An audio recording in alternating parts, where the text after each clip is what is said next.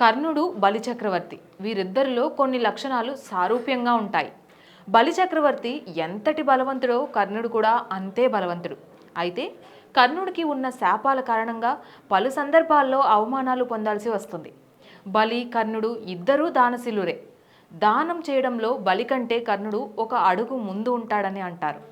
అందుకే అపారంగా దాన ధర్మాలు చేసేవారిని దానకర్ణులు అని పిలుస్తూ ఉంటారు. ఇచ్చిన మాటను నిలబెట్టుకోవడంలో బలిచక్రవర్తిని మించిన వారు లేరన్నది వాస్తవం.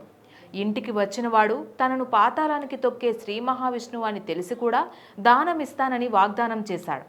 గురు శుక్రాచార్యుడు వారించినా వినకుండా దానమిచ్చాడు. కర్ణుడు ధర్మం కోసం పోరాటం చేసినా ఆపదలో అండగా నిలిచిన దుర్యోధనుడి కోసం పోరాటం చేశాడు. కర్ణుడి చావుకు 1,00,000 కారణాలుంటారు. కర్ణుడు దుర్యోధనుడి కోసం కాకుండా తన కోసమే జీవించినట్లయితే నేడు అతని కథ మరోలా ఉండేది. బలిచక్రవర్తి కూడా ఇచ్చిన మాట తప్పి ఉంటే ఇంత గొప్ప చక్రవర్తి అయ్యేవాడు కాదేమో.